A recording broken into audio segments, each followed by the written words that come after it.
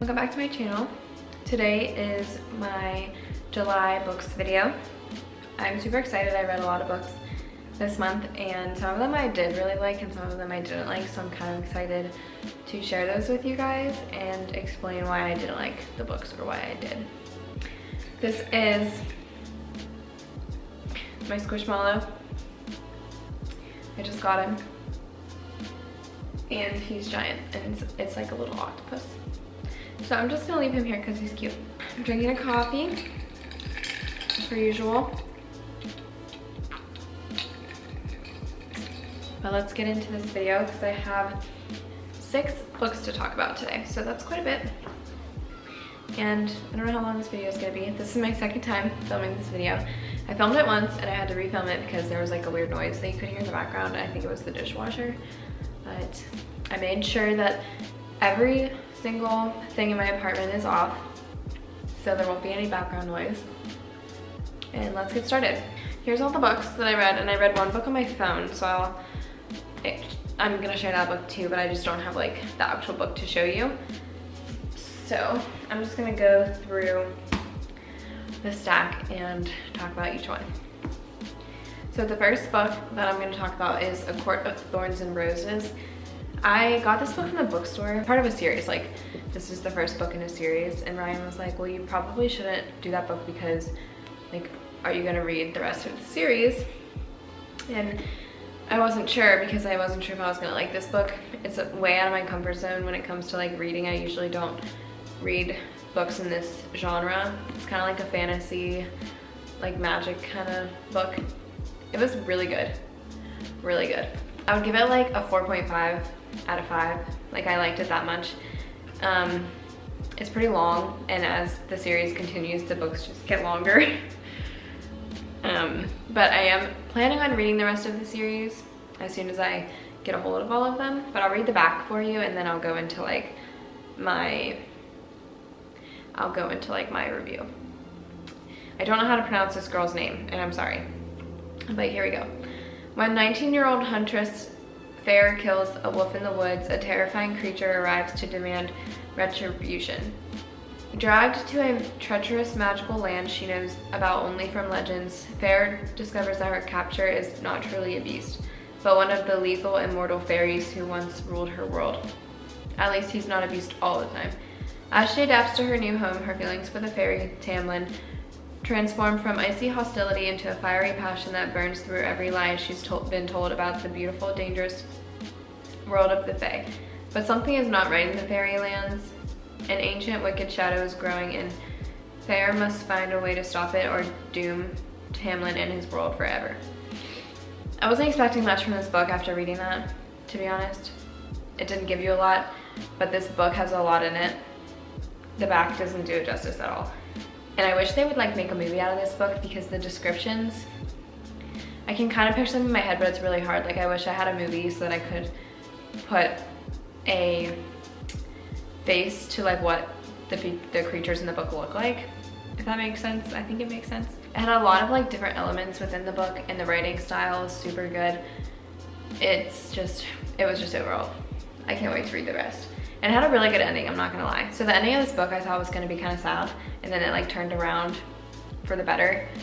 I don't know if that's like giving away the book, I don't think it is, but this book, definitely if you're into like fantasy kind of magic books, this one is a really good one, and it is a series so you can just read more. The next book is After I Do. This is from the author that wrote The Seven Husbands and Malibu Rising. When I filmed this video the first time, I called it Rising Malibu. I did read that book too, I just couldn't remember what the name of it was. This book was so good. I would give this like a 5 out of 5. I loved this book. It gave a lot of different perspectives on like marriage and how people view it that I thought was super interesting. Okay, Stormy's back here chewing on her ball. So sorry if she makes a lot of noise because she definitely will. Okay, when Ryan and Lauren's marriage reaches the breaking point, they come up with an unconventional plan. They decide to take a year off in the hope of finding a way to fall in love again. 1 year apart and only one rule: they cannot contact each other. Aside from that, anything goes. Lauren embarks on a journey of self-discovery, quickly finding that her friends and family have their own ideas about the meaning of marriage. These influences, as well as her own healing process and the challenges of living apart from Ryan, begin to change Lauren's ideas about monogamy and marriage.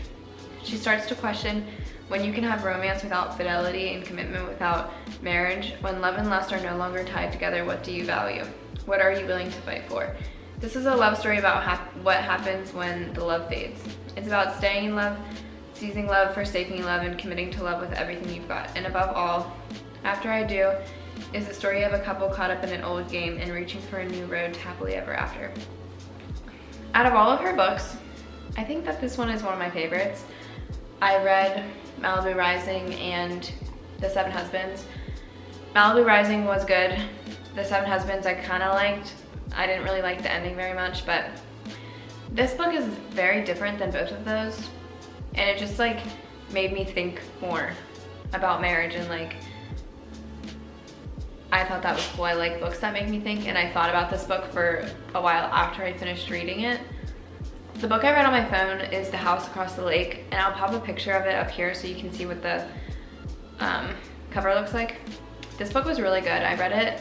I bought it because I saw somebody on Instagram that I follow talking about it, and I was like, that looks pretty good. Let me read it. I would give it like a 4 out of 5. It was pretty good in my opinion.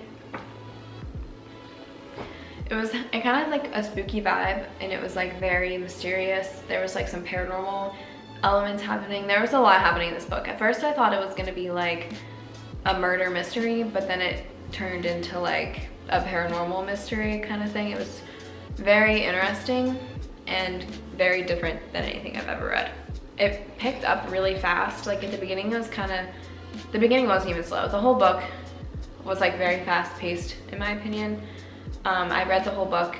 I started it and then I kind of put it down because I started reading other books that were like physical books. But I started reading it one day when I was at work and I finished my physical book. So I like just was like, you know what? I don't have anything else to read. I'll just finish reading this book on my phone. And then I finished it like in the next 2 days because I couldn't stop reading it. I read it like all day at work. Like that's all I did all day. So if you like spooky books, that one's a good one. And then let's talk about this book. I talked about this book in a vlog I made, I think a couple weeks ago maybe, and how I was like trying to finish reading it because I wanted to talk about it in this video. I didn't like this book. I didn't like it. I had to force myself to finish this book because I didn't want to. I started reading it like it was one of the books I started reading when I first got back into reading, and I read like not even a third of it and I put it down because I was like, this book is boring and I don't want to finish it. But I had to finish it for you guys, so I finished it, and so now we can talk about it. I'll read the back and then I'll like say my thoughts. It is a perfect August morning when Elle Bishop awakens in the backwoods Cape Cod cabin where her family has spent every summer for generations. But this morning is different. Last night, Elle and her oldest friend had a secret, passionate encounter outside in the darkness while their spouses chatted away inside. Now Elle will have to decide between the world she has made with her much-loved husband Peter and the life she's always imagined with her. I don't know why every time I try to read this I get myself caught up. Okay. Now Elle will have to decide between the world she has made with her much-loved husband Peter and the life she'd always imagined would be hers with her childhood love Jonas, if a tragic event had not forever changed the course of their lives. Spellbinding and surprising, the Paper Palace unfolds over 24 hours and across 50 years as decades of family legacies, love, lies, and secrets. And one unspeakable childhood incident leads Elle to the precipice of a life-changing decision. I don't know if I'm saying that word right, but anyway. So that's what this book was about. You do learn a lot of family's secrets and lies and stuff like that, as it does say on the back. But I don't like the way this book is written. It's like set up, like they said, over 24 hours and years. So the chapters are broken up in chapters, but within each chapter is like a time for the present and then a year for the past. And it'll be like different years and different times like for each chapter. Obviously, I don't know why I just said that, but it just like was kind of boring in my opinion. That's all it I really didn't like about it, just couldn't get into it. I'd give it like a 2 out of 5. The author does a really good job at describing things. The way she writes is good. She's a good writer. She describes things very, very well, and that kind of helps because you can picture the book in your head better, but it's still, I just couldn't get into it. Next, I'm gonna talk about this book. This is The Lifeguards. I just recently finished this book and it was pretty good. I'll read the inside, it's pretty long. Austin's Zilker Park neighborhood is a wonderful wonderland of greenbelt trails, live music, and moms who may drink a few too many margaritas. Whitney, Annette, and Lisa have grown thick as thieves, raising their children together for 15 years. Believing they could shelter them from an increasingly dangerous world, they share an unbreakable friendship. One as safe as the neighborhood where they've raised their sweet little boys, or so they think.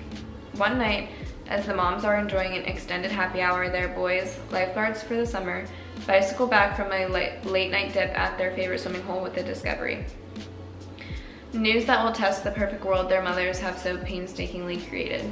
Alternating the mother's point of view in a powerful narrative complemented by gossip from neighborhood listservs, secret text messages, and a police detective's investigation. The Lifeguard is both a story about the secrets we tell to protect the ones we love and a riveting novel of suspense, filled with half-truths and betrayals, fierce love and complicated friendships, and the loss of innocence on one hot summer night. Man, reading these is just like really getting me. I'm drinking this coffee, which I said about in the beginning. This is Chamberlain coffee, and the caffeine is really hitting me. I'm having trouble speaking. It did start out kind of slow, and it took a while to like speed up, but it did have a lot of twists and turns and surprises within the plot that I wasn't expecting, and the ending I really wasn't expecting. This book's also like from different people's perspectives, which some authors do that very well and some authors don't do that well at all. This author does it well. It's easy to understand, it makes sense, it goes with the flow of the story, which is the best when that happens. So we have one more book to talk about, and it's this one. I didn't really like this book either, so let me read and then I'll talk about it. The Home Group is a glamorous collection of celebrity members clubs dotted across the globe, where the rich and famous can party hard and then crash out in its 5-star suites, far from the prying eyes of fans and the media. The most spectacular of all is Island Home, a closely guarded, ultra-luxurious resort just off the English coast. And its 3-day launch party is easily the most coveted A-list invite of the decade. But behind the scenes, tensions are at a breaking point. The ambitious and expensive project has pushed the Home Group CEO and his long-suffering team to their absolute limits. All of them have something to hide, and that's before the beautiful people with their own ugly secrets even set foot on the island. As tempers fray and behavior worsens, as things get more sinister by the hour, and the body count piles up, some of Island Home's members will begin to wish they'd never made the guest list. Because at this club, if your name is on the list, you're not getting out. The lighting is changing in here a little bit, so I'm sorry about that. It's just like cloudy outside, and I'm not using a ring light, so. This book sounds pretty good, right? After I read that, you're like, okay, yeah, that could be a pretty good book. Wrong. I rated it like a 2 out of 5. It had a good plot, but it wasn't executed well in my opinion. It was in different people's perspective. Like the last book I read and like a lot of the books I read are actually like that, which is kind of surprising to me. I didn't realize so many writers took that approach to writing, but this author did not do that well. It's confusing, hard to keep up with, and I can't keep track of who's who and what they're doing. So that's pretty much why I didn't like this book, and the only reason. I just couldn't get into it because I had no idea what was happening half the time. Could just be me, but within each chapter was like 4 to 5 characters' point of view, or like what they were doing that night.